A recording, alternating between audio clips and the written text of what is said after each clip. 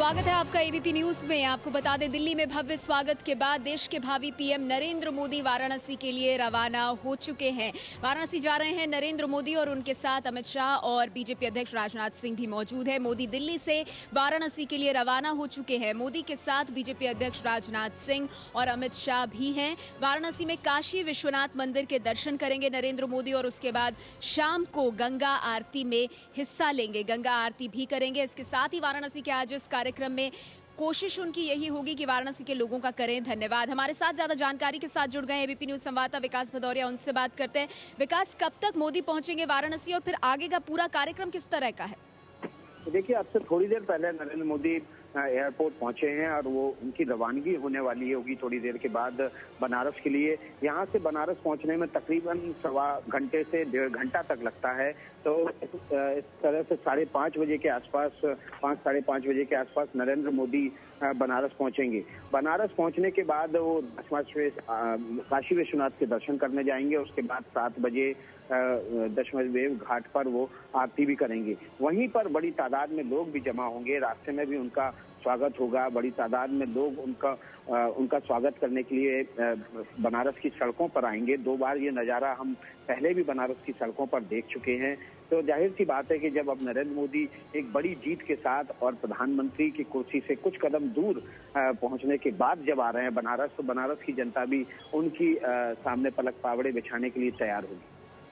2 तस्वीरें हम आपको दिखा रहे हैं। विकास भदौरिया जानकारी देते हुए, काशी विश्वनाथ के दर्शन करेंगे नरेंद्र मोदी और उसके बाद अगला पड़ाव दशाश्वमेध घाट, जहां गंगा आरती में हिस्सा लेंगे। 2 तस्वीरें, वाराणसी में हो रहा है इंतजार, जहां सुरक्षा के पुख्ता इंतजाम है, और दिल्ली से रवाना हो गए हैं नरेंद्र मोदी। उधर नरेंद्र मोदी आज अहमदाबाद से जब दिल्ली आए तो दिल्ली एयरपोर्ट से लेकर बीजेपी मुख्यालय तक भव्य स्वागत हुआ नरेंद्र मोदी का। 4 तस्वीरें हम आपको दिखा रहे हैं तब की, जब एयरपोर्ट पहुंचे, गाड़ी से निकले, विक्ट्री का साइन दिखाया, जनता का आभार व्यक्त किया और फिर धौला कुआं पर भी गाड़ी से बाहर निकले। भारी जनता की भीड़ थी, मोदी मोदी के नारे, सबका अभिवादन किया। 11 मूर्ति रोड से होते हुए उनका काफिला सुरक्षा के बीच से आगे बढ़ता गया, 3 मूर्ति की तरफ होता हुआ आखिरी पड़ाव बीजेपी मुख्यालय, जहां बाहर उन्होंने दिल्ली के कार्यकर्ताओं को संबोधित किया, दिल्ली की जनता को शुक्रिया किया 7 सीटें देने के लिए, और फिर बीजेपी मुख्यालय में बैठक हुई और उसके बाद अब रवाना हुए हैं नरेंद्र मोदी वाराणसी के लिए। तो आपको बता दें, प्रधानमंत्री नरेंद्र मोदी की महाविजय यात्रा, जिसकी शुरुआत दिल्ली से हुई और अब नरेंद्र मोदी जा रहे हैं वाराणसी। अब आपको बता दें कि जो वाराणसी जा रहे हैं नरेंद्र मोदी, तो वहां पर किस तरह की तैयारियां होंगी वो तो देखने लायक होंगी, लेकिन दिल्ली में भव्य स्वागत के बाद वाराणसी के लिए निकल चुके हैं। 20 मई को बीजेपी संसदीय दल की बैठक है। इसका फैसला आज संसदीय बोर्ड की बैठक में हुआ। 20 मई को संसदीय दल की बैठक होगी। बैठक के बाद तय होगी शपथ ग्रहण की तारीख। राजनाथ सिंह ने साफ कर दिया कि अभी तक शपथ ग्रहण की तारीख तय नहीं हुई है। उधर राष्ट्रपति भवन के प्रांगण में शपथ ग्रहण समारोह किया जाएगा। मनमोहन सिंह ने इस बीच इस्तीफा दे दिया है। आज राष्ट्रपति प्रणब मुखर्जी से मुलाकात के बाद मनमोहन सिंह ने अपने पद से इस्तीफा दिया और इससे पहले उन्होंने संबोधन भी किया राष्ट्र के नाम।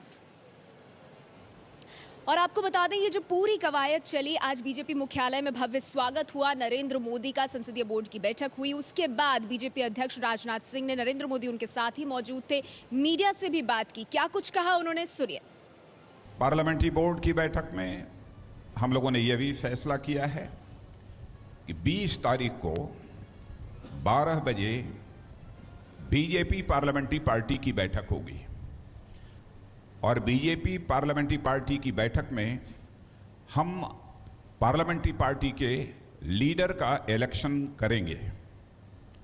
वैसे यह बताने की आवश्यकता नहीं है कि लीडर कौन चुना जाएगा, लेकिन यह फॉर्मेलिटी भी उसी दिन पूरी होगी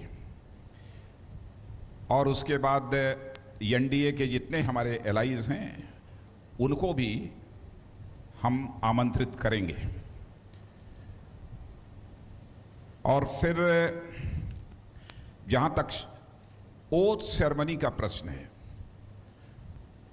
मैं इसे पूरी तरह से क्लैरिफाई कर देना चाहता हूं कि जो तरह तरह के स्पेकुलेशंस इस समय मीडिया में चल रहे हैं, ओथ सेरेमनी 21 को होगी, कोई कहता है 24 को होगी, ऐसा कुछ नहीं है।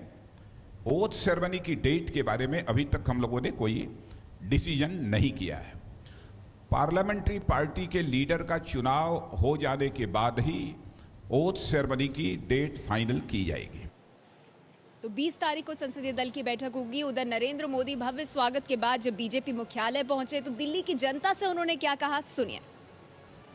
दिल्ली के मतदाताओं को हृदयपूर्वक अभिनंदन करता हूं, बधाई देता हूं, जिन्होंने भारतीय जनता पार्टी के सभी प्रत्याशियों को विजयी बनाया।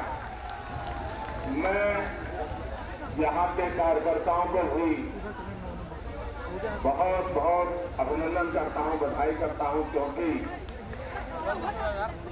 लोग मानते थे कि दिल्ली अब खड़ा नहीं होगा, लेकिन ये कार्यकर्ताओं ने अपने पसीने से फिर एक बार दिल्ली में कमर खिला दिया और इसलिए एक नया विश्वास जो पैदा हुआ है, इसके लिए आप सब बधाई के पात्र हो। आज आपने एयरपोर्ट से यहां तक जिस गर्मजोशी से स्वागत किया है, सम्मान किया है, मैं आपका बहुत बहुत आभारी हूं।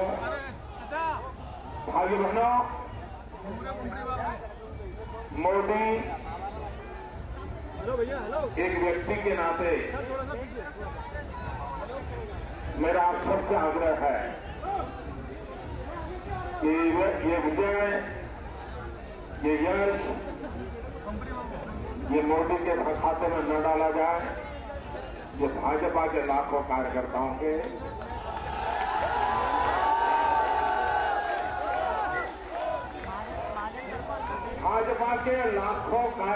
के परिश्रम का परिणाम है।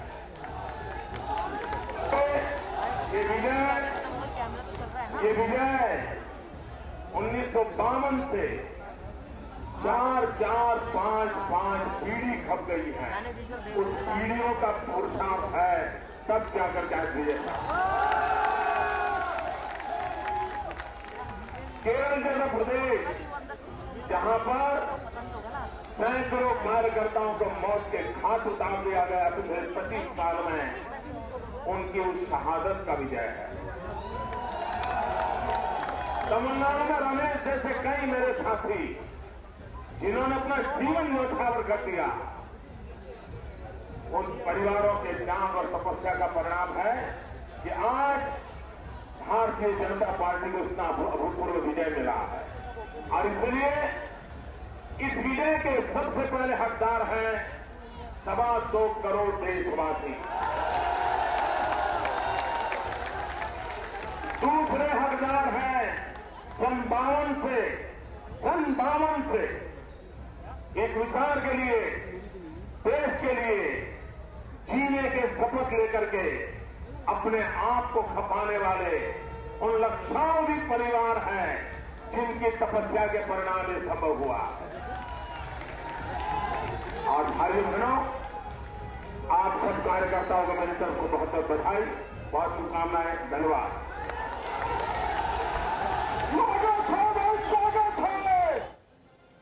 दिल्ली के लोगों का आभार व्यक्त करने के बाद नरेंद्र मोदी वाराणसी के लिए रवाना हो गए हैं। उधर वाराणसी के लोग बेसब्री से नरेंद्र मोदी का इंतजार कर रहे हैं और अपने नेता की एक झलक पाने के लिए बेताब हैं। देखिए एबीपी न्यूज संवाददाता उमेश पाठक की ये रिपोर्ट।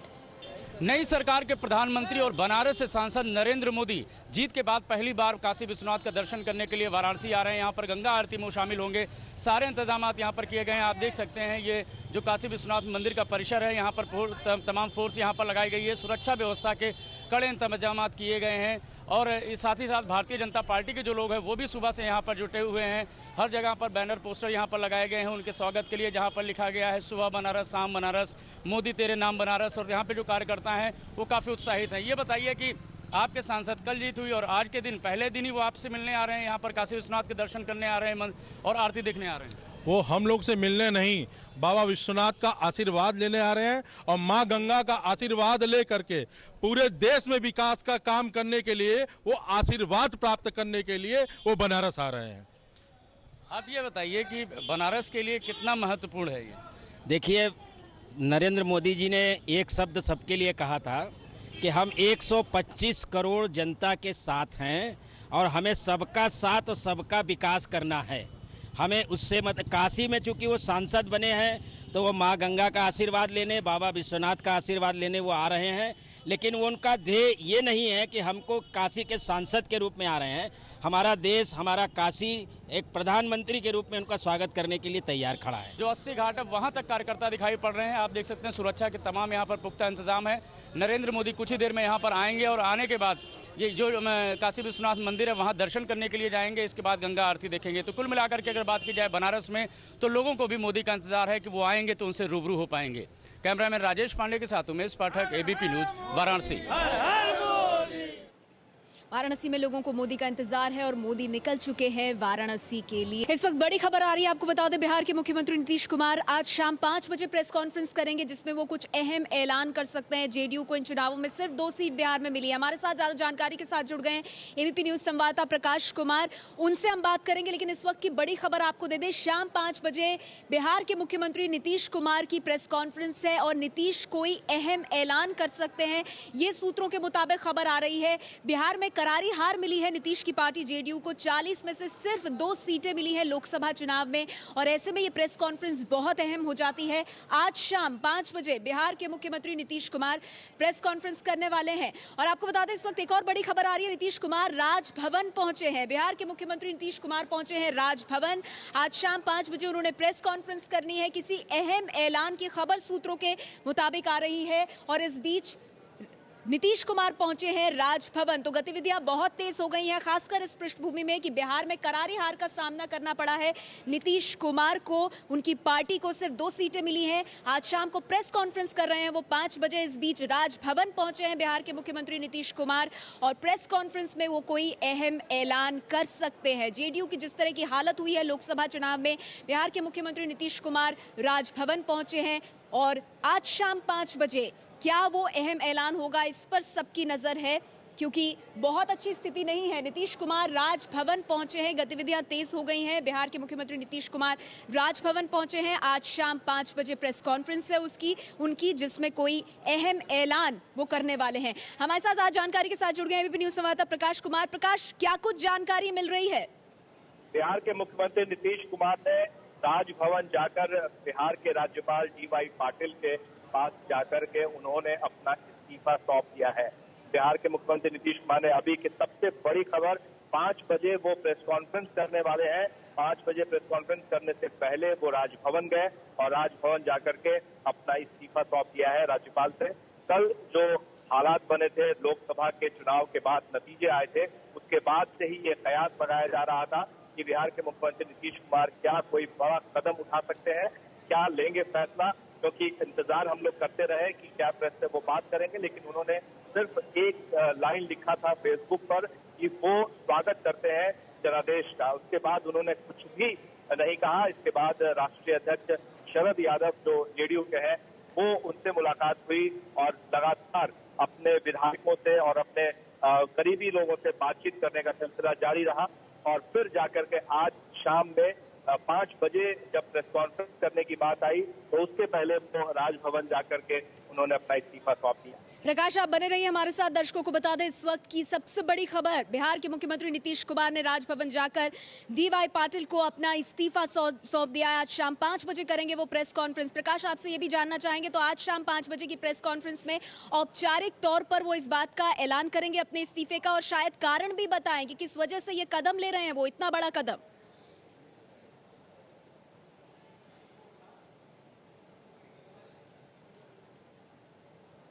आपको बता दें, इस वक्त की बड़ी खबर यह है कि नीतीश कुमार ने इस्तीफा दे दिया है। प्रकाश, क्या आप तक हमारी आवाज पहुंच रही है? प्रकाश से संपर्क साधने की कोशिश करेंगे, लेकिन जब से नतीजे आए उसके बाद से राजनीतिक हलचल इतनी तेज हो गई है। बिहार के मुख्यमंत्री नीतीश कुमार ने इस्तीफा दिया है। राजभवन जाकर DY पाटिल को उन्होंने अपना इस्तीफा सौंपा है और अब से थोड़ी देर बाद, यानी तकरीबन आधे घंटे बाद 5 बजे नीतीश कुमार करेंगे प्रेस कॉन्फ्रेंस और उस प्रेस कॉन्फ्रेंस में इस बात की यही संभावना जताई जा रही है कि औपचारिक जानकारी देंगे। आपको बता दें, बिहार के कल नतीजे, लोकसभा चुनाव के जब नतीजे आए तो उसमें जेडीयू की स्थिति बहुत बुरी रही है। बिहार की 40 लोकसभा सीटों में से सिर्फ 2 सीटें मिली है नीतीश कुमार को, और उसके बाद ये कदम नीतीश कुमार की तरफ से, जहां बिहार के मुख्यमंत्री नीतीश कुमार ने राजभवन जाकर अपना इस्तीफा सौंपा है। तो मोदी की महाविजय के साइड इफेक्ट देखिए। एक तरफ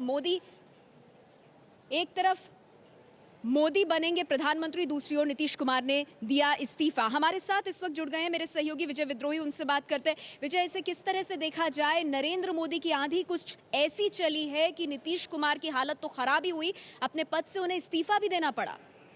देखिए, एक तो इसे इस रूप में दिया जा सकता है कि जदयू के अंदर, पार्टी के अंदर सब कुछ ठीक नहीं चल रहा।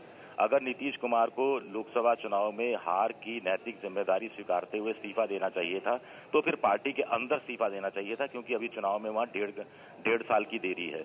अगर वो राज्यपाल के पास इस्तीफा दे के आ रहे हैं, और हमें नहीं मालूम कि उन्होंने राज्यपाल से क्या सिफारिश की है, राज्यपाल से क्या अपने मंत्रिमंडल को डिसॉल्व करने की भी उन्होंने सिफारिश की है और नए चुनाव की सिफारिश की है, या फिर उन्होंने सिर्फ इस्तीफा सौंप कर आए हैं, ये देखना दिलचस्प रहेगा। क्योंकि 1.5 साल चुनाव में बाकी है और राज्यपाल पर डिपेंड करेगा कि अब वो किसी और, बीजेपी को, क्योंकि सबसे बड़ा दल वही है उसके बाद, नीतीश कुमार के बाद, उसको सरकार बनाने के लिए आमंत्रित करते हैं, या फिर नए चुनाव की सिफारिश अगर नीतीश कुमार ने दी है तो उस पर अमल करते हैं। इंटरेस्टिंग बात है कि सुबह ही रामविलास पासवान ने कहा था कि नीतीश कुमार को नया जनादेश लेना चाहिए, और ये जनादेश उनके खिलाफ गया है। आपको रोकना चाहूंगी विजय, बड़ी खबर आ रही है। प्रकाश, क्या जानकारी मिल रही है? जो जानकारी मिल रही है उसके मुताबिक बिहार के मुख्यमंत्री नीतीश कुमार लगभग 3:20 पर राजभवन गए हैं, और राजभवन जाकर उन्होंने एक तो अपना इस्तीफा सौंप दिया और बिहार विधानसभा को भंग करने की भी सिफारिश कर दी गई है।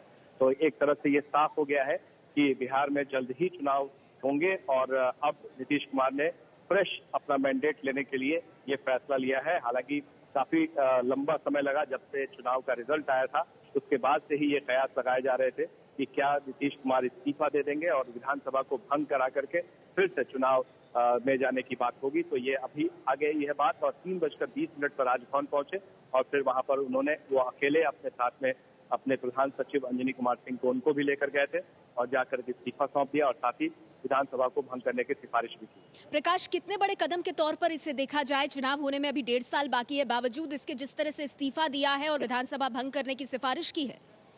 बिल्कुल, ये बहुत ही बड़ा कदम है, और जो फैसला इन्होंने लिया था कि नरेंद्र मोदी के खिलाफ में और बीजेपी के साथ अपना संबंध तोड़ने के बाद से, हालांकि इन्होंने विश्वास मत हासिल कर लिया था, लेकिन तब से ही ये बातें चली आ रही थी कि इन्हें अपने फिर से मैंडेट लेना चाहिए, फिर से चुनाव में जाना चाहिए।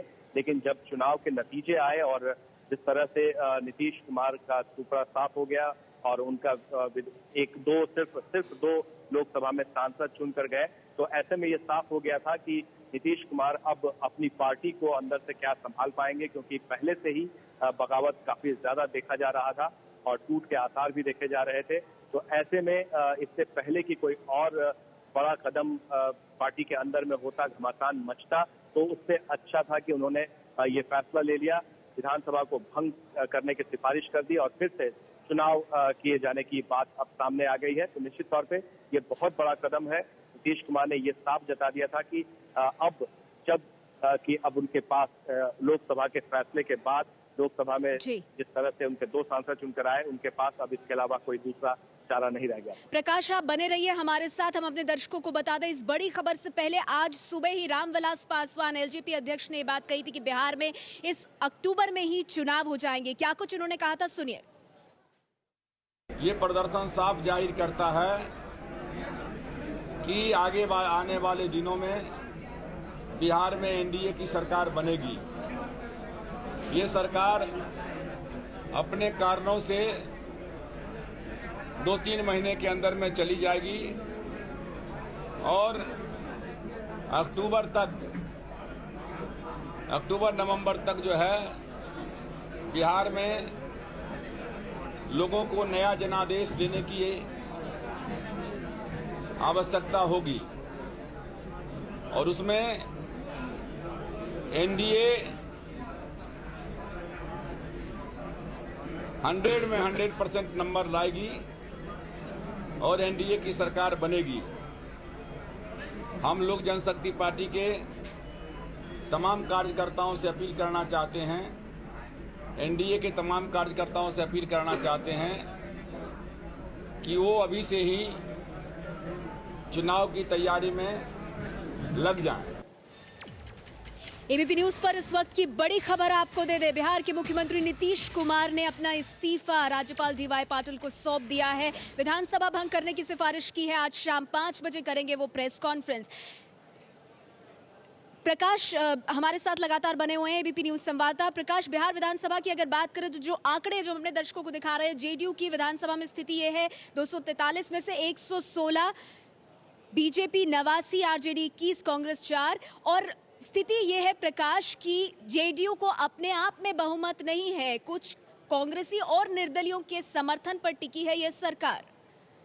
देखिए, एक बात तो साफ है कि बिहार विधानसभा में इनकी स्थिति ठीक नहीं थी जेडीयू की, खास तौर से तब जबकि 5 विधानसभा के उपचुनाव हुए थे, जिनमें से 3 आरजेडी के पक्ष में, 1 बीजेपी और एक जेडीयू और एक बीजेपी को मिला था। तो ऐसे में 5 में से सिर्फ 1 सीट से ही इनको संतोष करना पड़ा था। तो निश्चित तौर पे इनकी संख्या घटकर 113 हो गई थी। और दूसरी तरफ 4 विधायक जो कांग्रेस के थे, उनका भी लगातार दबाव चल रहा था, जिन्होंने समर्थन दे रखा था। और 4 निर्दलीय विधायक थे जिन लोगों ने इनको समर्थन दे रखा था, जिन विधायकों ने। तो ऐसे बैसाखी के सहारे पर इनकी सरकार यहाँ टिकी हुई थी। और दूसरी तरफ जेडीयू के अंदर में घमासान मचा हुआ था। मंत्रिमंडल विस्तार को लेकर के मंत्रिमंडल के बारे में बातचीत चल रही थी कि ज्यादा से ज्यादा विधायक मंत्री बनना चाहते थे और सीटों की संख्या सिर्फ 17 बच गए थे। तो ऐसे में प्रकाश, एक बार फिर से ये जो अंक गणित आप समझा रहे थे, हम चाहेंगे एक बार फिर से आप इस पर प्रकाश डालिए।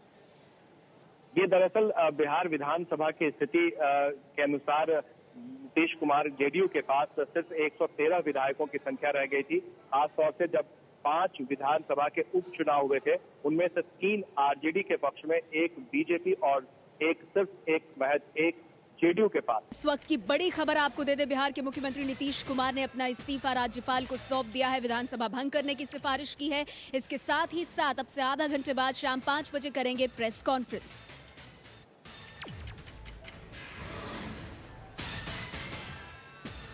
और आपको बता दें, नीतीश कुमार ने फेसबुक पर प्रतिक्रिया दी है और कहा है कि हम जनमत का सम्मान करते हैं। जय बिहार, जय भारत।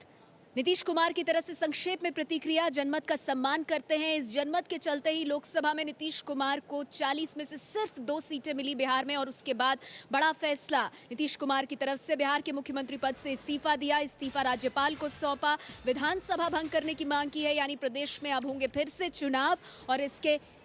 और इसके साथ ही शाम 5 बजे प्रेस कॉन्फ्रेंस। हमारे साथ इस बीच जुड़ गए हैं बिहार बीजेपी के नेता सीपी ठाकुर, उनसे बात करते हैं। सीपी ठाकुर साहब, आपकी पहली प्रतिक्रिया, आप लोगों की इतनी सीटें आई, नरेंद्र मोदी प्रधानमंत्री बन रहे हैं, उधर नीतीश कुमार ने दे दिया है इस्तीफा। देखिए, एक तो उनके जो विधायक लोग हैं वो लोग भी घबरा गए थे, इधर उधर जा रहे थे।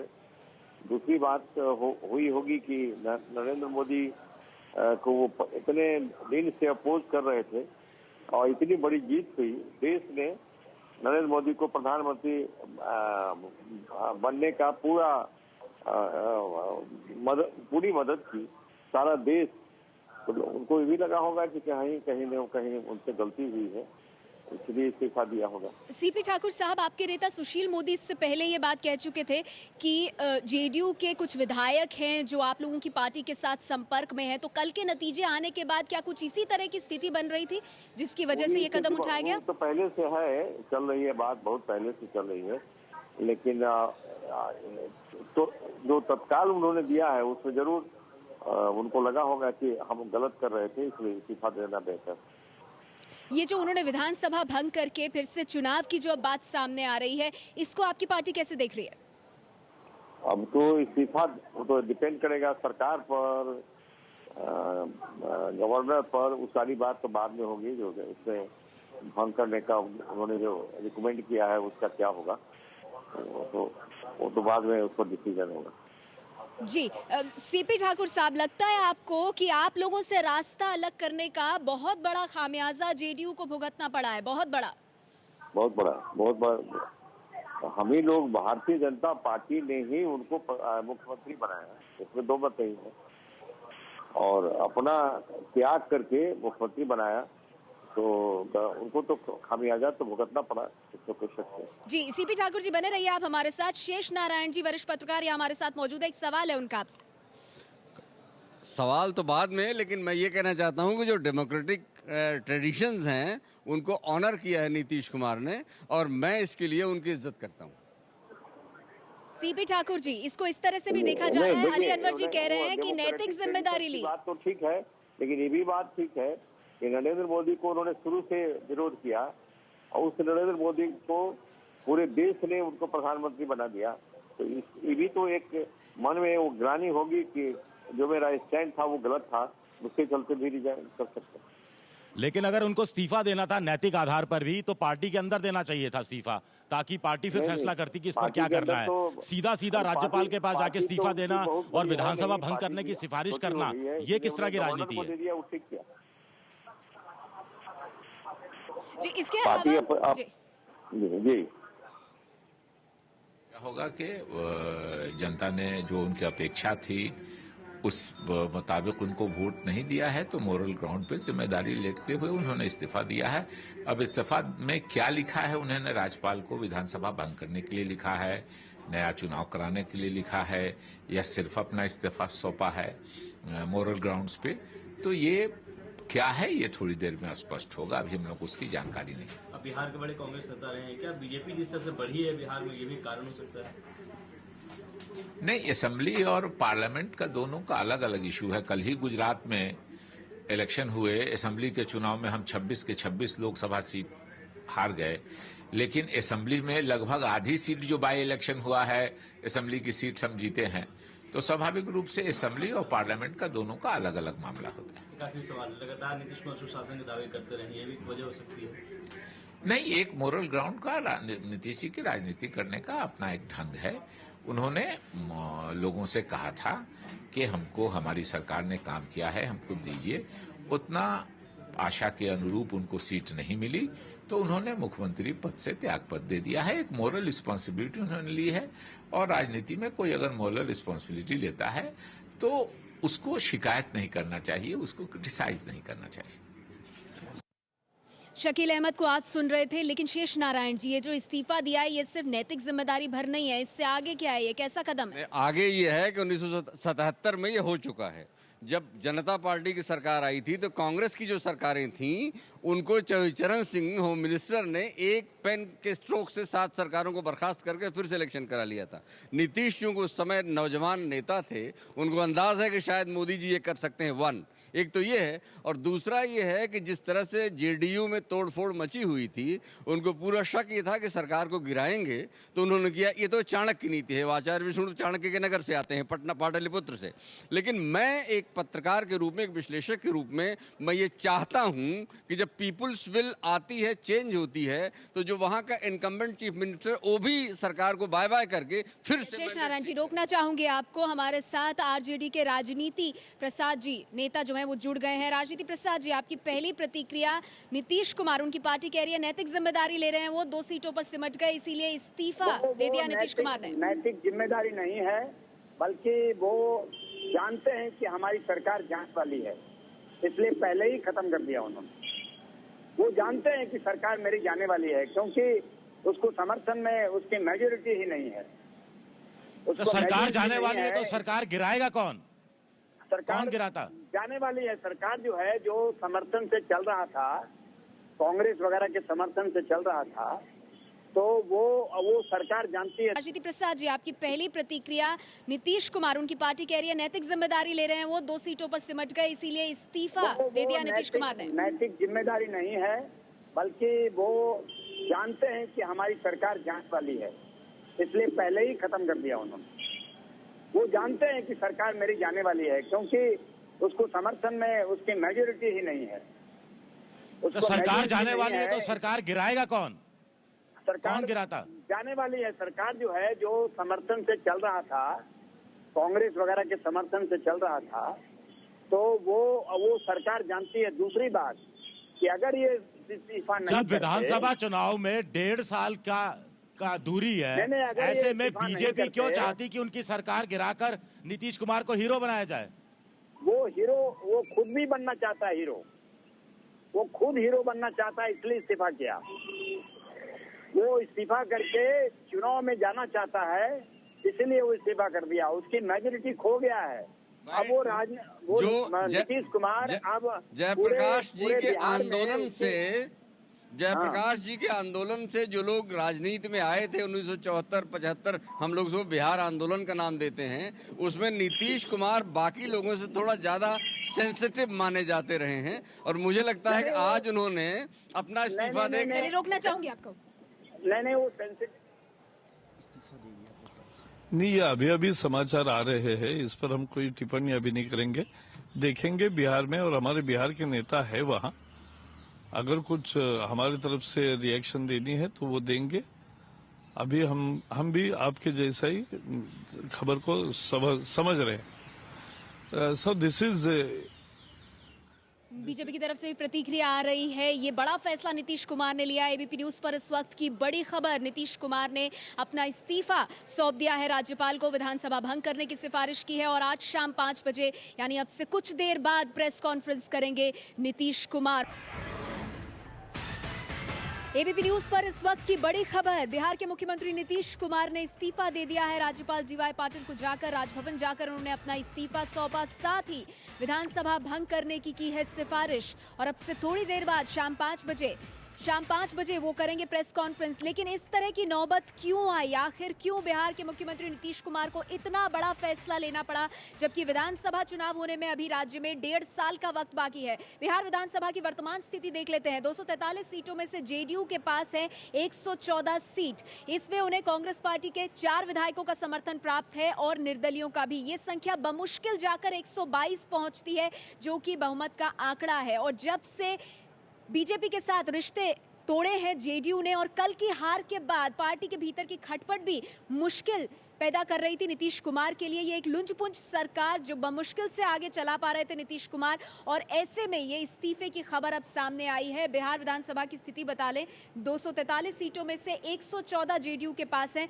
कांग्रेस और निर्दलियों के समर्थन से बड़ी मुश्किल से सरकार आगे बढ़ रही थी। तो इस वक्त की खबर यही है कि नीतीश कुमार ने अपने पद से दे दिया है इस्तीफा, विधानसभा भंग करने की है सिफारिश, और अब से थोड़ी देर में शाम 5 बजे करेंगे वो प्रेस कॉन्फ्रेंस।